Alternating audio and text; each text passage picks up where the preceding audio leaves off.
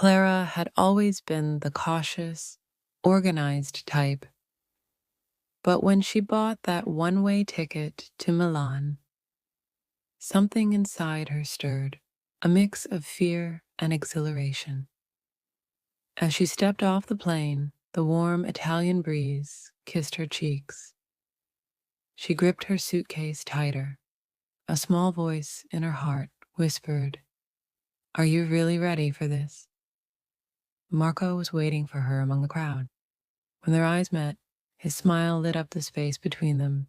Like a beacon, he hurried toward her, arms open wide. "Benvenuta, amore mio," he whispered. Clara let out a shaky breath and melted into his embrace. "I just hope this is the right decision," she murmured against his chest. Marco ran his fingers through her hair and smiled. "Right or wrong doesn't matter, Clara. You're here with me. That's all that counts." For a moment, all her fears faded away, but the city turned out to be bigger, louder, and far less forgiving than she had imagined. The next morning, while Marco went to work, Clara decided to grab breakfast at a small cafe nearby. She entered confidently, flashing a nervous smile. "Un cappuccino per favore," she said, her accent awkward but hopeful. The barista rattled off a series of rapid-fire questions. Milk or no milk? Hot or iced? Clara froze. See?" she blurted out, randomly pointing at a picture on the menu. The barista chuckled and nodded. Clara forced a smile, accepting the cup and quickly retreating to a corner table. "I can't even order coffee properly," she thought miserably. Hours later, Clara wandered the busy streets of Milan alone, gazing into boutique windows and slipping into art galleries without a word. "They all belong here," she whispered to herself. "Everyone but me." She stumbled upon a small park and sank onto an empty bench. Children giggled in the distance, old men argued over chessboards, couples walked hand in hand, and she sat alone. Pulling out her phone, she texted Marco, "I think I made a mistake."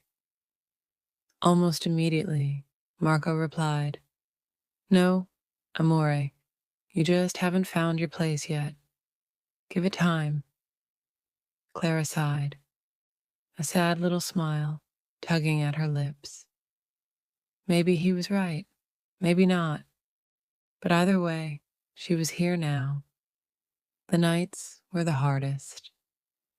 She would sit by the window of the small apartment, gazing at the lights of Milan, twinkling like earthbound stars.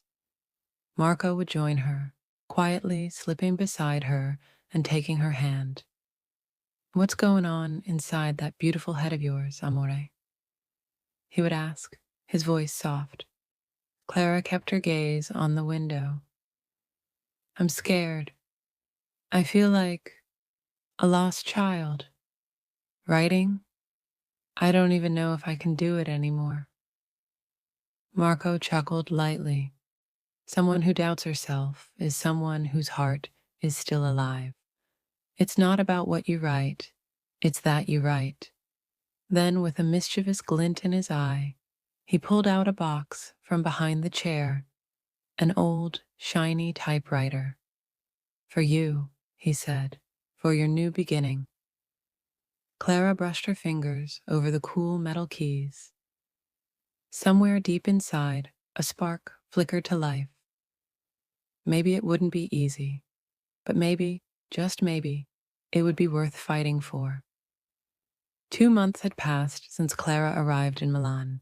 In the quiet of the small neighborhood cafe, the sharp, steady clack of her typewriter pulsed like a quiet heartbeat. Her story had finally begun to take shape, pieces of herself spilling onto every page. But that day, when she returned home, a white, formal envelope lay on the floor, silent yet heavy.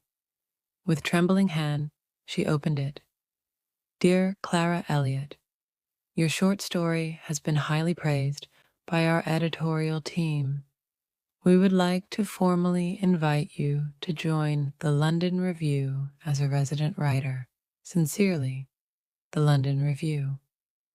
Clara sank onto the couch. Her heart pounded. London or Milan? Returning home or continuing the path she had only just begun? The letter stayed on the table, opened wide, like a door swinging toward both the past and the future.